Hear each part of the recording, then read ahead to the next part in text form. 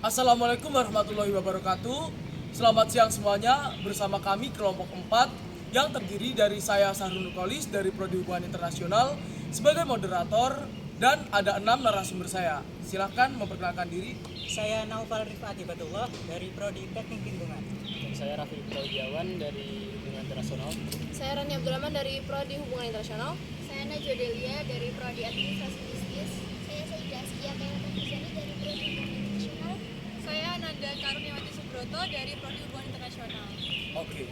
Kami akan melakukan podcast dengan topik yang sangat sering jadi perbincangan di kalangan orang Jawa, yaitu Malam Satu Suro. Gimana nih pendapat teman-teman tentang gesekan antar budaya dan antar agama?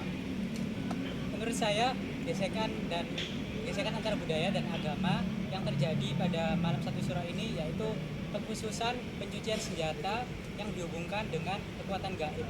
Itu sangat tidak sesuai dengan nilai Islam karena kita harus takut hanya kepada Allah, tidak dengan yang lain. Menurut saya Gimana pendapat Raffi? Mungkin kalau dari saya itu lebih ke kepercayaan dalam bulan sial atau bulan keramat. Nah, masyarakat di Jawa itu percaya saat bulan Suro itu dianggap sebagai bulan keramat atau sial. Jadi banyak yang menghindari acara-acara besar pada bulan itu. Jadi menurut saya itu lebih ke musik atau sesat ya. Bagaimana pendapat menurut Rania? Kalau menurut aku, beberapa orang itu melakukan amalan tertentu seperti puasa khusus di awal tahun baru atau ibadah lain yang tidak diajarkan oleh Rasulullah.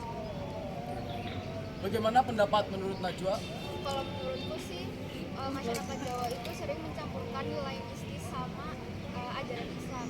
Jadi contohnya waktu malam satu suro itu mereka sering mendatangi makam-makam nenek moyang di mana mereka itu berdoa, berzikir, bahkan kadang itu mereka ngaji di samping makam nenek moyang mereka yang bertujuan untuk mencari ketenangan batin dan kesempurnaan spiritual. Bagaimana menurut Kaila? Kalau menurut saya itu dalam masyarakat Jawa terdapat mitos populer yang berkembang pada malam Suro, di mana orang-orang itu dianjurkan untuk tidak keluar rumah karena dipercaya bisa membawa kesialan atau bertemu makhluk halus seperti pasukan Kiroro Kidul. Bisa dilanjut menurut Ananda? Kalau dari saya sendiri itu terkadang di malam satu suro itu harus mempersembahkan kayak sesajen itu, padahal itu sangat tidak sesuai dengan ajaran Islam. Oke. Kemudian ada pertanyaan kedua nih buat semua narasumber. Gimana juga pendapat kalian tentang nilai Islam dalam budaya malam satu suro? kalau menurut saya dalam mempersiapkan acara malam satu suro itu terkadang pada saat malamnya menyiapkan suatu pengajian dan itu dibagi tugas antara perempuan dan laki-laki. Yang perempuan menyiapkan masakan untuk dihidangkan di acara itu dan yang laki-laki menyiapkan tempat untuk acaranya berlangsung. Dari situ terdapat nilai